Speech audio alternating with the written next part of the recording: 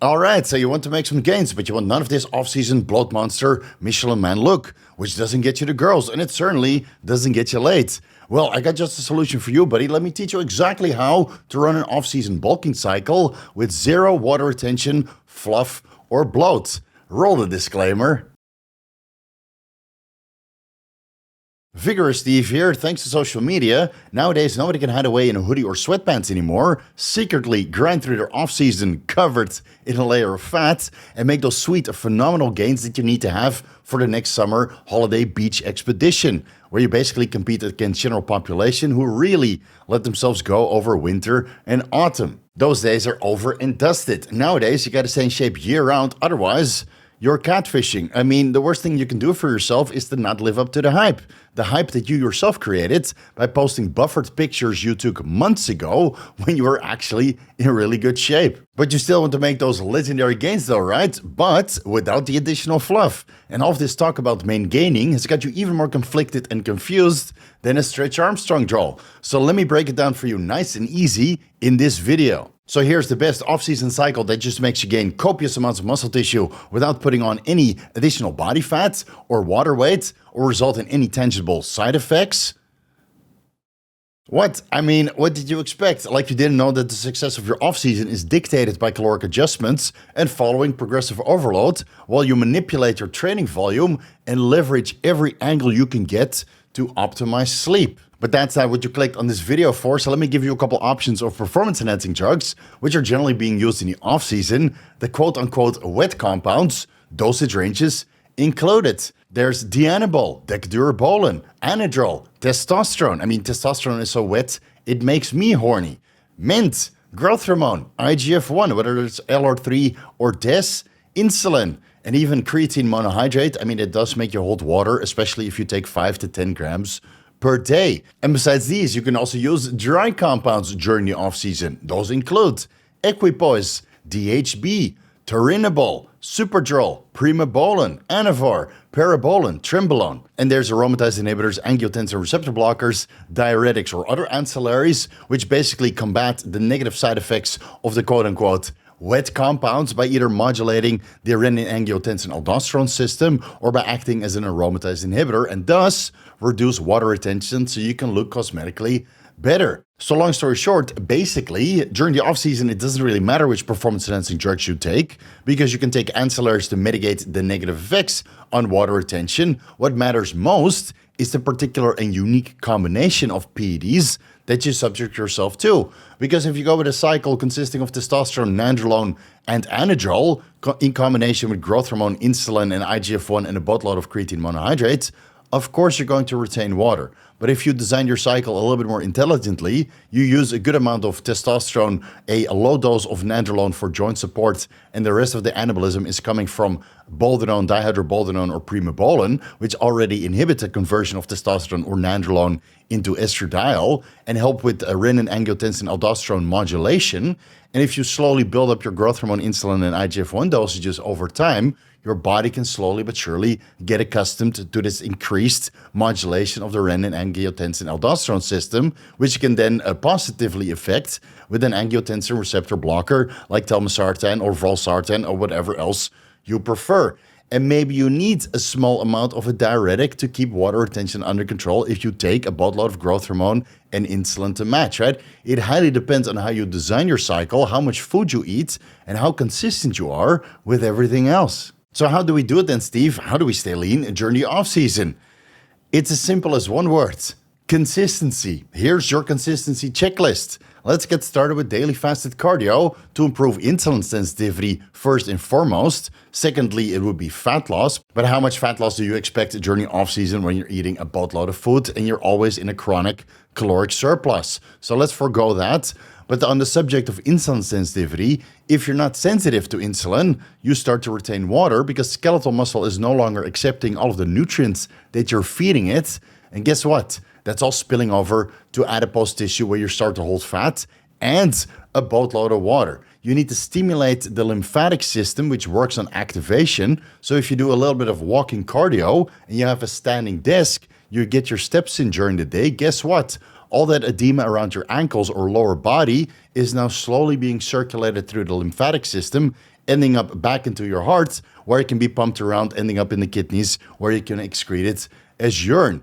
The biggest mistake most bodybuilders make during the off-season is by sitting under 24/7, thinking that's how they make gains, but in reality, that's just making them watery and fat. And it brings us to water and fluids. I would recommend everybody to drink at least 4 liters per day and make sure that that's consistent throughout the day. So you don't drink 4 liters of water when you wake up and don't drink any water for the rest of the day. Space it out. What's important is that you stop drinking 30 minutes before and after meals, so the stomach acid in your intestinal tract can build up and help you digest that meal. Otherwise, it's going to sit there for longer, and that also means that you might have intestinal issues and hold some water around your waist. Follow an elimination diet. Only eat the foods that digest well for you. And if you feel that you're slowly building up some sort of food intolerance, take that particular food source out, right? Make the appropriate adjustments. The last thing that you want is to suffer from acid reflux or bloating or gas or intestinal upset and pain,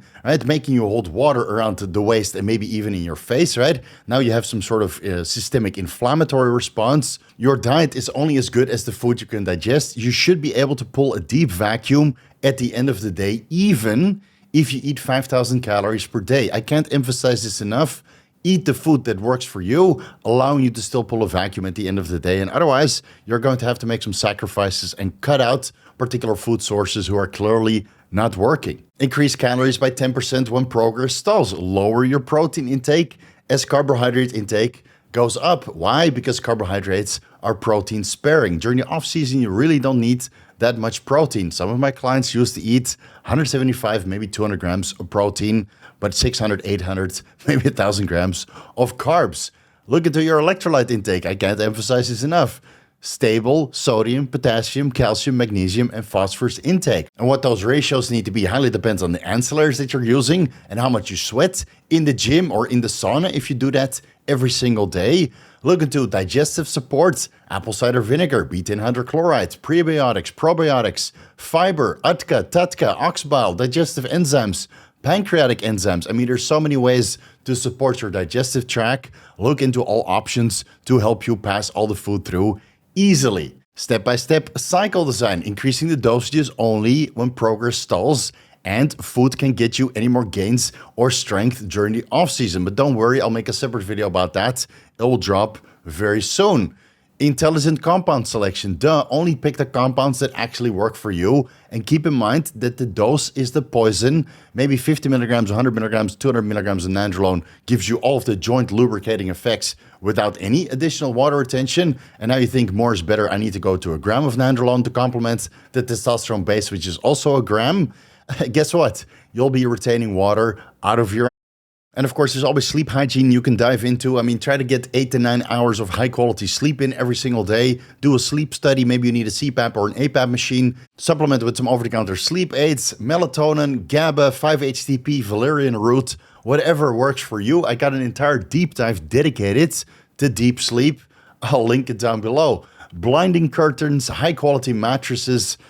There's a million different ways to optimize your sleep quality, and that's the best thing you can do during the off-season cutting phase or basically the entirety of your life, because sleep dictates how well you feel during the day. And lastly, get in proper shape at least once in your life to starve off all of that stubborn baby fat and remove the stubborn body fat areas, which would otherwise cast a thick blanket of obesity over all of the hard-earned muscle that you have, hiding all of the separation and definition underneath, right?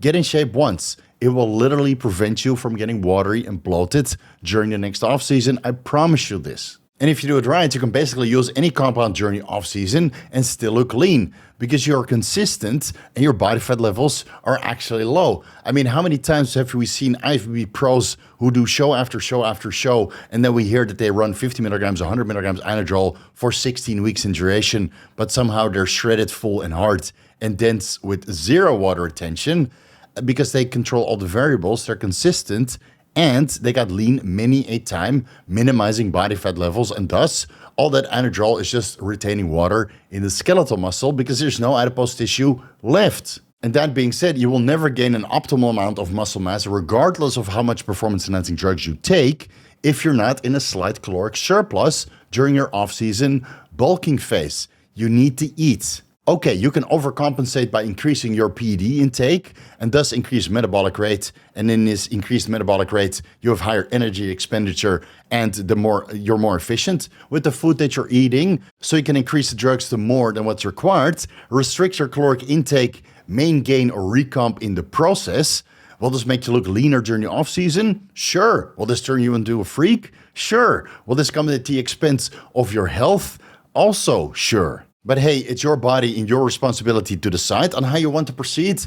Because if you make money on social media, then I completely understand that you need to look a certain way. I mean, I'm guilty of it too. I try to stay lean for the majority of the year to stay somewhat marketable. But all the guys on social media will tell you, all the guys that stayed lean for a year, 2 years, 3 years, maybe even longer, eventually you'll be miserable. It will detract from making progress. It will detract from your mental health, being in a prolonged caloric restrictive state, even if that's caloric restriction during the off season. So you eat more than usual, but you're still restricting your calories, increasing your drug intake, mainly gaining in the process to stay lean for social media.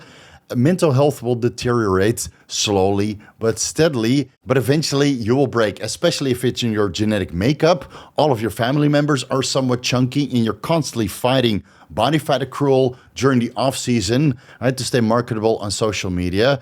At one point, you're going to have to reach for that hoodie and sweatpants, cover up, and put in a little bit of body fat simply for mental well-being, overall libido. I mean, let's not even go there. Social media and libido and how poorly all of that is managed at the same time.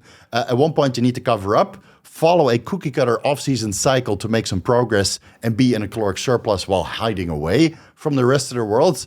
And then you can take a low and effective dose of testosterone, Anadrol, Deanabol, or Anadrol, a growth hormone, insulin, IGF-1, whatever you want to run to make some gains again, but also gain a little bit of fluff in the process. It's not the end of the world. The next time you follow a cutting phase, guess what? You're in a much better state of health because your dosages are much lower and your metabolic rate is still sky high because you've been incrementally increasing your caloric intake. And now you're solely dependent on a boatload of carbohydrates and then reducing your carbohydrates a little bit. You go from 5,500 calories to 5,000 calories. You add 5 minutes of extra daily fasted cardio in. Guess what's going to happen?